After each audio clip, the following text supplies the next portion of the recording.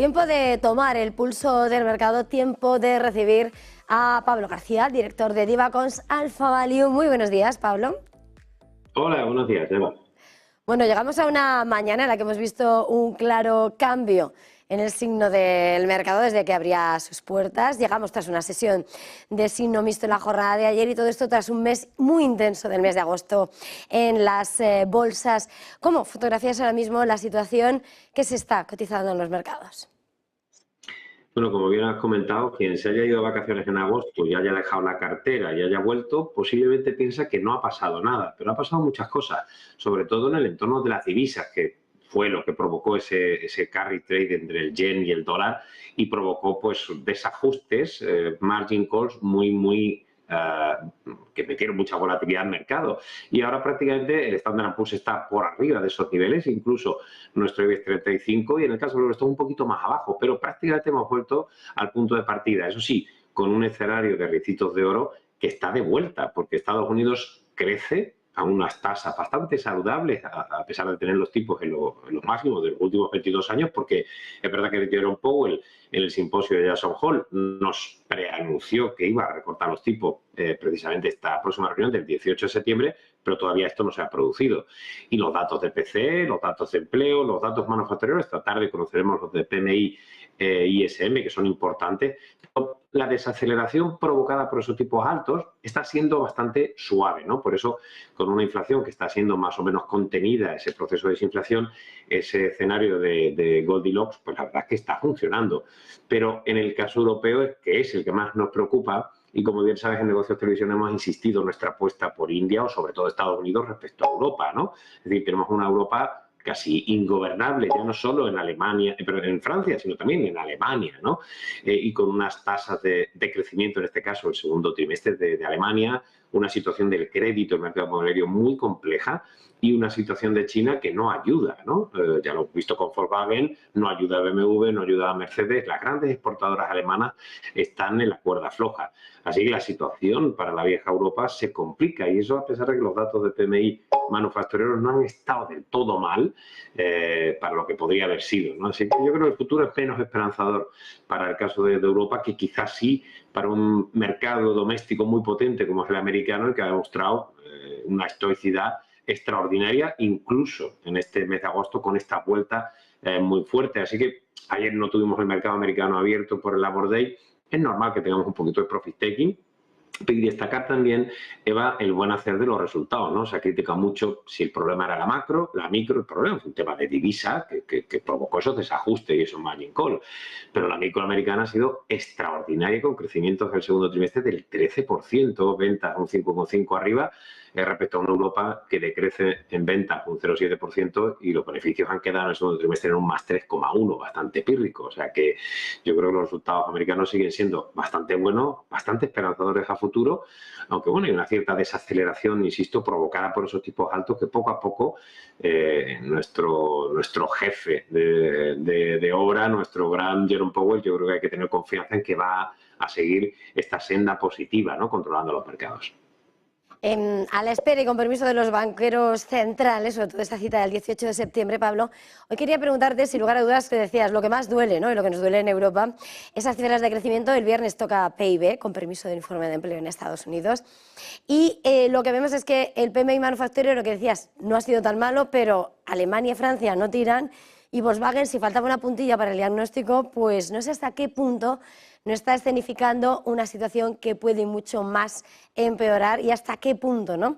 Dejar el panorama de tanto del sector como de lo que es la imagen, ¿no? De esa industria alemana que, sin lugar a dudas, es uno de los que se vigilan, ¿no? en el comportamiento de la eurozona. Por supuesto, el sector automóviles no es la primera vez que los sectores ligados al consumo ya hemos comentado que no presentan demasiada visibilidad, incluso ese órdago a chicas poniendo esos aranceles a los exportadores chinos, lo único que nos hace es que vayamos a tener una contramedida por parte de China. Y ha sido criticada incluso por algunos agentes del sector, ¿no? Pero claro, la verdad es que no tiene precedentes en 87 años de historia que Volkswagen cierre fábricas en Alemania, pero la situación es bastante convulsa, no solo por la demanda china, sino también europea, ¿no? Que hemos visto los últimos datos que no son tan potentes, ¿no? Que tenemos todavía incluso algunos problemas en las cadenas de suministro y que el futuro no es esperanzador. Y por el lado financiero, insisto, hemos visto, por ejemplo, las provisiones por créditos de dudoso cobro creciendo o subiendo un 50% en Alemania, ¿no? Es decir, la situación financiera es complicada, la situación desde el punto de vista de las compañías del sector automóvil también, la situación de China no nos ayuda e incluso la situación política local en Alemania tampoco, después de estas elecciones locales que hemos visto ese ascenso de la ultraderecha. Compleja la situación y lo que está haciendo Volkswagen es defenderse pues como gato panza arriba, pero desde luego no hace ninguna ayuda al canciller Olaf Scholz, ¿no? Porque esto desde luego es un mal augurio para lo que es la economía global alemana.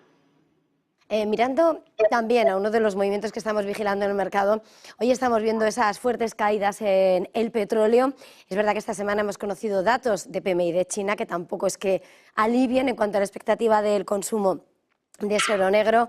También esa situación en Libia, la situación geopolítica. Quería preguntarte precisamente porque en un momento en el que además están cotizando a la baja, evidentemente, las petroleras, Repsol, Total. ¿Qué lectura haces en cuanto a los precios, lo que estamos viendo en el precio del petróleo y, por lo tanto, por extensión, el sector? Bueno, hemos tenido un mixto, porque hemos visto el recorte en las previsiones de demanda por parte de la Agencia Internacional de Energía. Hemos visto que la OPEP está hablando de incluso mayor bombeo de petróleo, lo cual choca un poco con la menor demanda, no solo de China, sino incluso también de Estados Unidos. Es decir, si tenemos una desaceleración del crecimiento, vamos a ver estos bandazos. Y claro, la verdad es que hay una W que hemos visto en el precio del crudo Brent este mes de agosto bastante complicada para los traders, porque hemos tenido, por un lado, los factores de menor demanda, los factores también de compensar para intentar mantener los precios por parte de la OPEP+, pero es que encima hemos tenido factores geopolíticos que han enturbiado este entorno con los ataques, por supuesto, de Hezbollah. Hemos tenido también al sur del Líbano, es decir, el confrontamiento entre Israel y Palestina, o en este caso Hamas, está lejos de acabarse, ¿no? Así que es muy complejo, ¿no? Pero estamos en mínimos del año, ¿eh? Es decir, que estos niveles de 75, 70 dólares barril están en mínimos del año. Nuestra estimación es cerrar el año más cercano a 80, no en los 90 y tantos que alcanzamos en el mes de abril, pero sí más o menos en 80, porque si vamos mucho más abajo y es por un tema de demanda, es porque la desaceleración ahonda más que no el resto de factores, ¿no? Así que muy complejo, estamos superponderando el sector, pero todo el sector de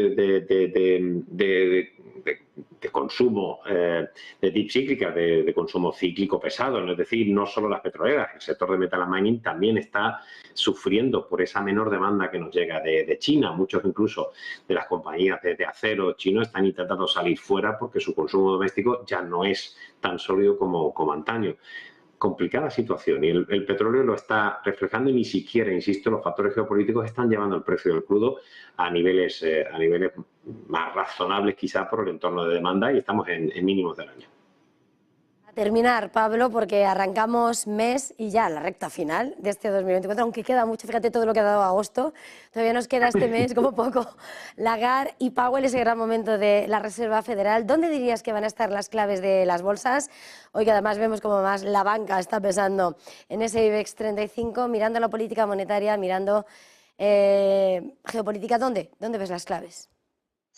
A ver, por supuesto los datos de inflación, de PCE, de inflación de consumo, han sido muy importantes, pero creo que estamos empezando a pasar el punto más importante hacia los datos de crecimiento, de empleo en Estados Unidos, ¿no? Es decir, que está marcando más el ritmo que un proceso de desinflación que llega. Fíjate que se está esperando por el consenso 200 puntos básicos de recortes de tipos de aquí a julio del año que viene, ¿no? Incluso actualizaba este lunes en nuestros diarios de mercados que el consenso está en torno a 94,5 puntos básicos para cerrar el año. Es decir, que está hablando de 4 recortes de tipos previsiblemente ahora 25, octubre 25 y diciembre 50 puntos básicos, cuando en Europa tan solo se prevé que haya un nuevo recorte, solo un recorte de tipos, y con la patata caliente, insisto, de la señora Lagarde, que tiene solo un mandato por el control de precios, pero desde luego va a mirar, bueno, le va a dar tortícolis de mirar hacia el otro lado, hacia el decrecimiento que ya ha marcado la economía alemana.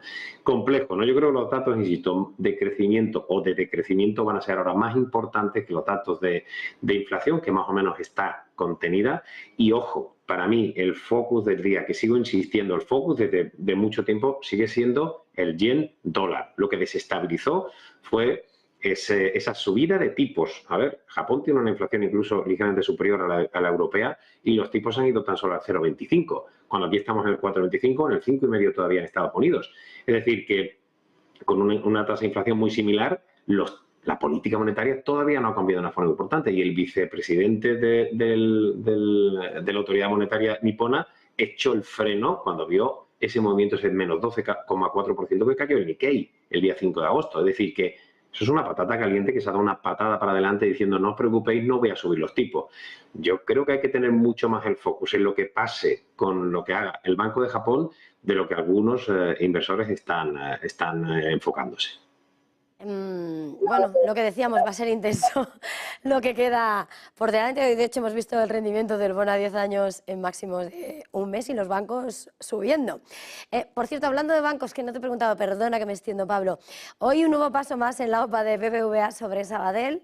El regulador británico ha dicho que sí, que no va a poner peros porque se hace también con la filial TSC si sale adelante. También un verano intenso de informaciones en torno a esa operación, le queda mucho horizonte.